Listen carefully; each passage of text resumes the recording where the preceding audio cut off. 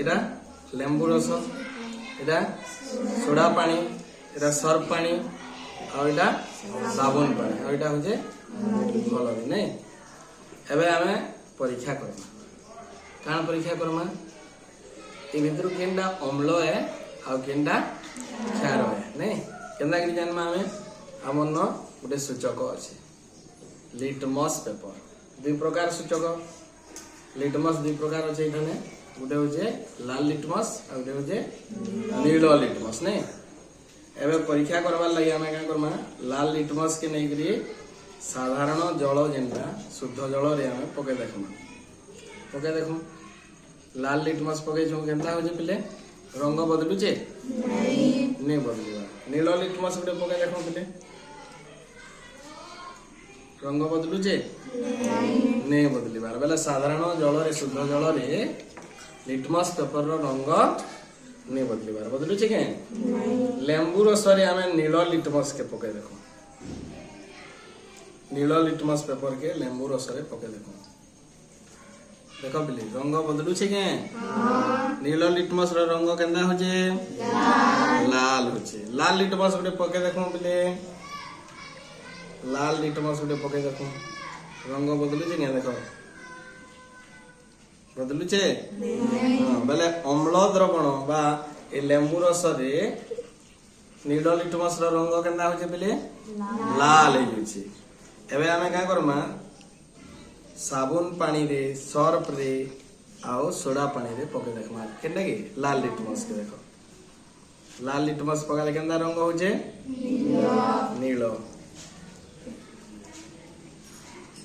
Surf पानी रे भी पके देखमा। सर्फ पानी रे पके देखो केनता हो जे देखो नील। साबुन पानी रे पके देखमा बिले केनता रंग हो जे नील रंग हो जे कि नहीं हो जे। ताले इधर काना जानला जेंटा अम्लीय द्रवण होइतबा लेंबू रस बागीटा लेंबू रस दही तेंतुली नहीं ई सबुतिरे नील लिटमस लाल रंग होइछि। बेले अम्ल नील लिटमस को लाल रंग करी नहीं। ठीक सेंता क्षारीय द्रवण जेंटा होइतबा जेंटा एटा अछि सोडा पानी सर्फ साबुन पानी इधरे लिटमस पेपर रो रंग बदलु छे। केन लिटमस बदलु छे लाल लिटमस। लाल लिटमस केंदा हो छे नील हो छे। लिटमस पेपर गुटे सूचक है पिले। सूचक काहे के क्वेश्चन जेंडा हमको सूचना देसी नहीं एटा अलगे दो अलगा परीक्षा करो। हल्दी हल्दी भी गुटे सूचक है। हल्दी भी गुटे प्राकृतिक सूचक है। हल्दी के आमे नै करी परीक्षा कर देखमा पिले केनो क्षारीय द्रवण रे पके देखमा। क्षारीय द्रवण केन केनटा की कहि जाकी सोडा पानी सर्फ पानी साबुन पानी इनो आमे हल्दी टिके पके देखमा।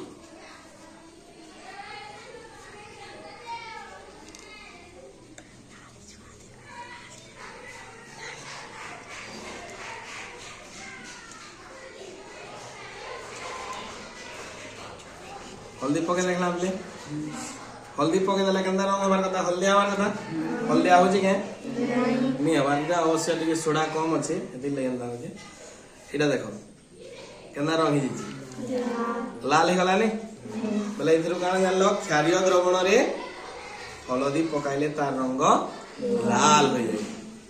चिनी पारबो कि नहीं? तो हमें सूचक के व्यवहार करी अम्ल क्षार चिनी पारबो है। किन किनटा सूचक लिटमस पेपर गोटे सूचक आउ केनटा सूचक हल्दी। ठीक सेंता मंदार पाखुड़ा द्रवण के भी नै करी हमें अम्ल और क्षार भी चिनी पारबा। बोर्ड क्लास के जेते बेले जीवो हाई स्कूल के जीवो 10वीं श्रेणी रे अम्ल क्षार लवण गोटे पाठ देछि सेनो भी विभिन्न प्रकार प्राकृतिक सूचक के नै करी अम्ल और क्षार चिन्हबा सहज हेबा। तुमे बुझी पारबो बुझी हला बुझी पारलो कि नहीं समझते? ठीक है।